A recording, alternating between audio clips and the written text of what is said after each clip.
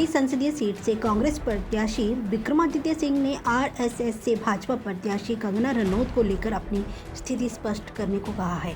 आज मंडी में आयोजित पत्रकार वार्ता को संबोधित करते हुए विक्रमादित्य ने आरएसएस से इस बात को लेकर स्पष्टीकरण मांगा है कि क्या आरएसएस भाजपा प्रत्याशी का समर्थन कर रही है या नहीं। उन्होंने कहा कि बीते दिनों में कंगना ने खान पान को लेकर जो बातें कही थी, आज उन पर आरएसएस का स्पष्टीकरण आना जरूरी है, क्योंकि कंगना हिंदुत्व का झंडा लेकर चल रही है। हालांकि उन्हें कंगना के खान पान को लेकर कोई आपत्ति नहीं है, लेकिन आरएसएस विश्वव्यापी प्रतिष्ठित संगठन है जो भाजपा उन्हीं का एक हिस्सा है।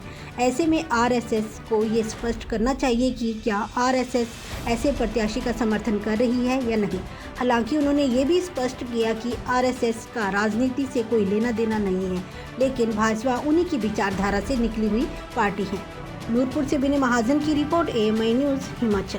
जो उनकी कंट्रोवर्सीज है, क्या उन्होंने किया है, क्या खाया है, क्या चीज़ें हैं, वो चीज़ें सब भली भांति लोग उस चीज़ को जानते हैं। मैं उस चीज़ में नहीं जाना चाहता हूँ, मगर मैंने ये ज़रूर कहा है कि क्योंकि हालांकि उनका खान पीन उनका व्यक्तिगत मामला है, मगर क्योंकि उन्होंने हिंदुत्व का झंडा उठाया हुआ है, इसलिए ये बात और गंभीर हो जाती है। इसलिए मेरा आरएसएस से, जो एक बहुत ही रिस्पेक्टेड ऑर्गेनाइजेशन है, राष्ट्रीय स्वयंसेवक संघ, उनसे मेरा ये निवेदन आज भी है, आज भी मैं उनसे विनम्रता से ये निवेदन कर रहा हूँ कि वो अपनी स्थिति स्पष्ट करें।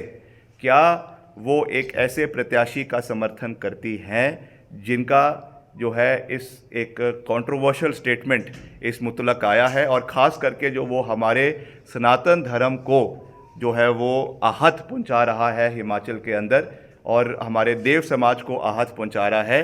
क्या वो एक ऐसे प्रत्याशी का समर्थन करते हैं?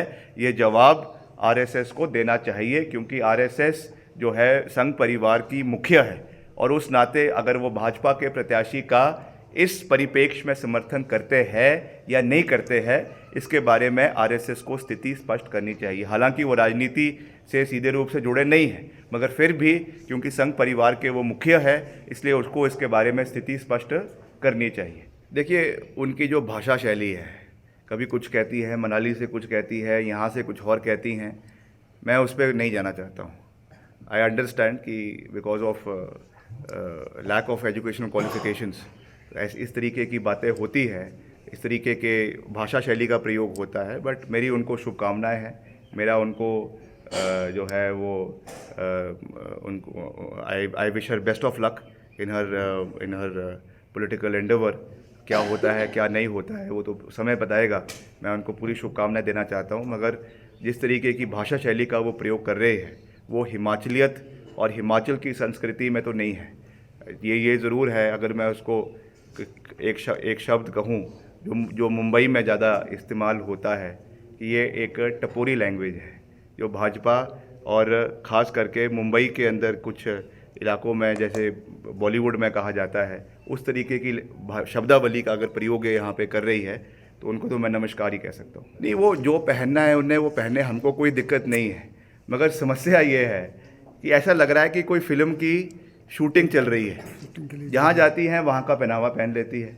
उनको लग रहा है कि ये कोई जो है इलेक्शन का कैंपेन नहीं है कि कोई जहाँ के वहाँ पे फ़ोटोज़ खींचना शुरू कर देंगी। ऐसे चुनाव नहीं लड़े जाते हैं, ये कोई सीरियसनेस नहीं है, ये केवल जो है एक बनावटी चेहरा है लोगों को जो है प्रभावित करने का, मगर अंदर से जो सब्सटेंस होना चाहिए वो सब्सटेंस नहीं है, नॉलेज नहीं है, इन डेप्थ अंडरस्टैंडिंग नहीं है, हिमाचल के इतिहास के बारे में जानकारी नहीं है, देश के इतिहास के बारे में जानकारी नहीं है।